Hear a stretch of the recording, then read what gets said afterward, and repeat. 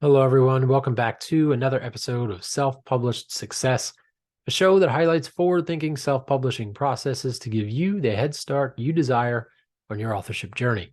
My name is John Feldman, founder of Visionary Literary, and in today's episode, I want to talk about how a self-published or independent author can get their book onto bookstore shelves at major retailers.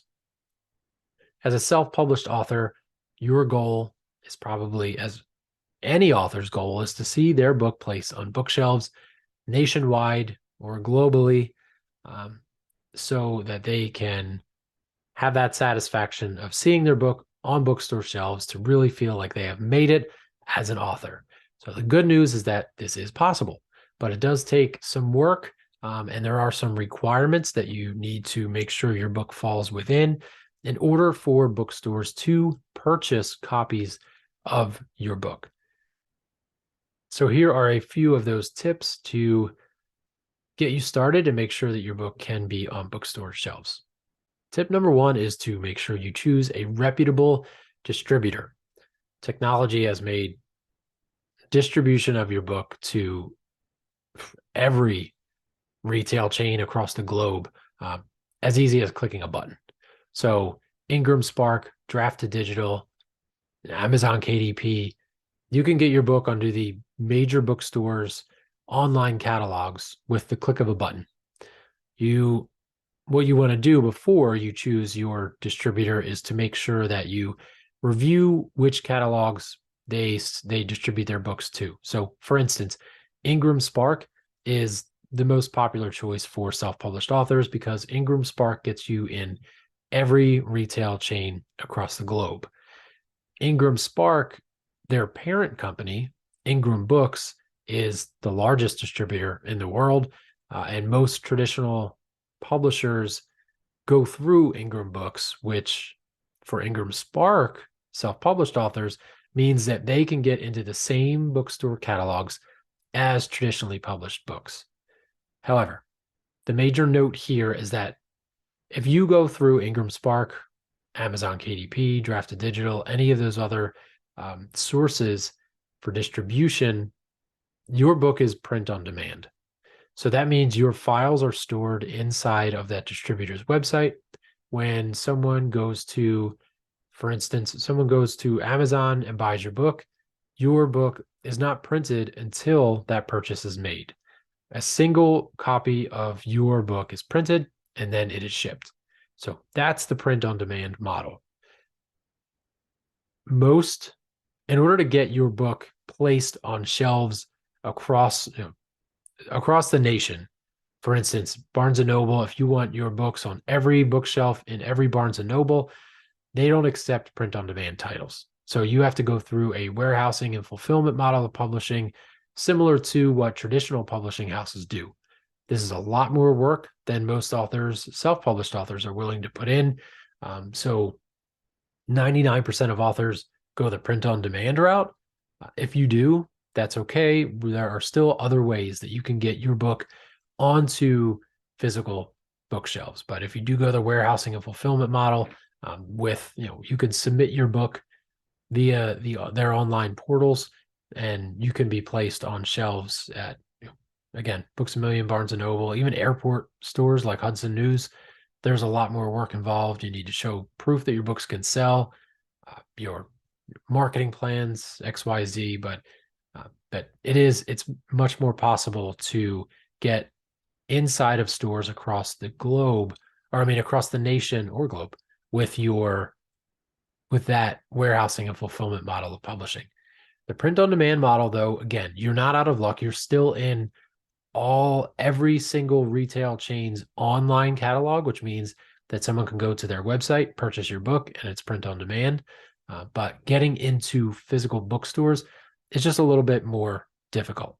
But again, not impossible. So tip number one, choose the reputable distributor, because all of these stores will only purchase books through a reputable distributor that they have relationships with.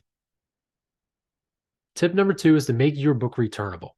When you go through these distribution platforms like Ingram Spark, you can make your book returnable. So if a bookstore takes a risk and buys 5 copies of your book, then they place it on a bookshelf, and the books don't sell in 60 or 90 days, they can take those books off the shelf and they don't lose the money. They can return those books. This is something that's crucial if you want to see your book on bookstore shelves. Make your book returnable.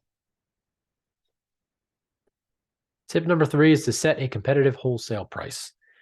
So while you need to make your book returnable, so the bookstore can get a refund for any books that don't sell, you also need to set a competitive wholesale price, so a discounted price for bookstores.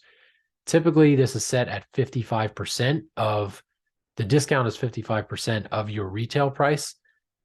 When you go in through Ingram Spark and you distribute here, this is all by default set up.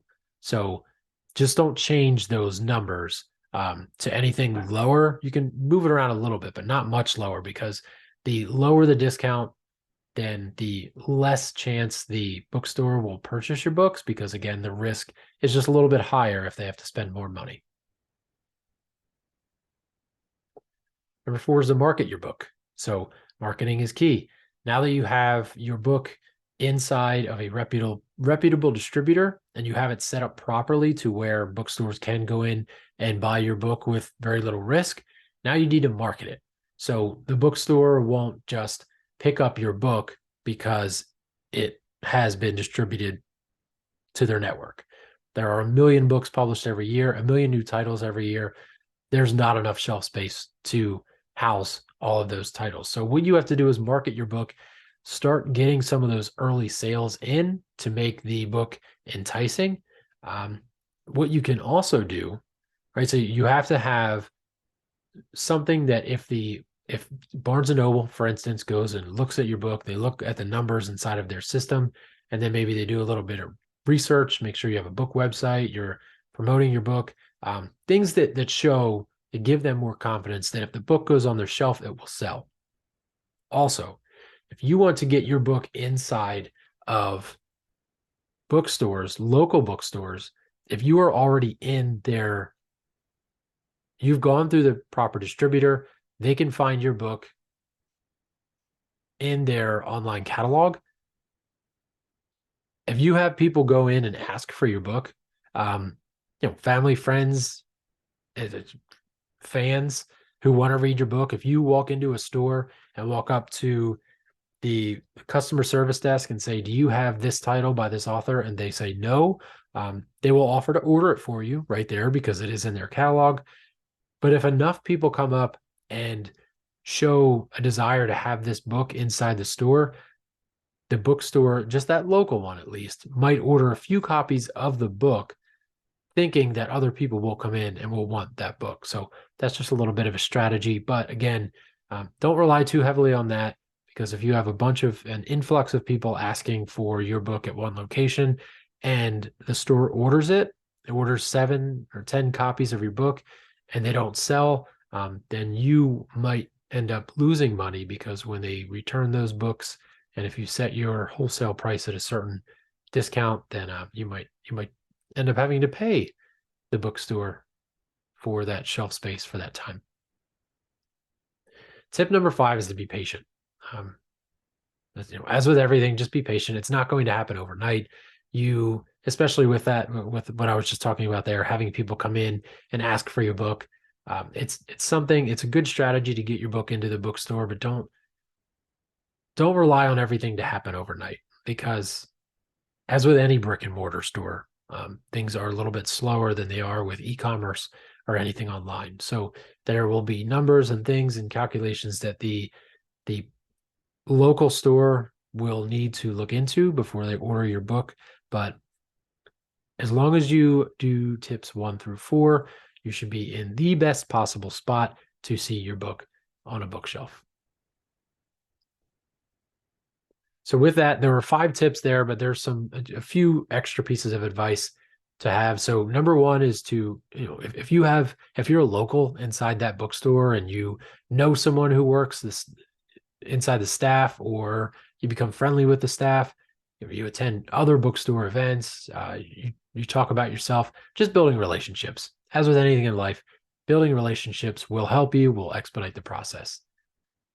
Speaking of those bookstore events, if you offer to do readings or signings at the bookstores, this is a great way to introduce your book and to show that you can drive traffic to the store. So again, this is a business. They want foot traffic inside their door. If you go and offer to do a book signing and you say, I can bring at least 50 people into a signing, that's 50 extra people to come in their door within a 2-hour window. And the chances of those people buying other books or other products is big. So that is something that will entice bookstores to buy your book in exchange for you doing some kind of a book signing. You can also offer, other promotions, a free book for first XYZ customers. Work with, you don't want to give away too many free things because again, this is a business and they want to make money. But if you just work with them, if you build that relationship and see how you can help the store is more willing to help you. And then the final tip is to be ready to answer questions about your book. So if the staff is going to want to know more about your book. If you go up and you ask, can you place this book on your shelves? They're going to say, what's the genre? What's the target audience? Do you have a plan? There are things that need to be in place. So take away as much of the work on their end as possible. For instance, the BISAC code. This is a 9-character code. It's an alphanumeric code, and it's a catalog basically for book retailers, libraries to know where to categorize their book.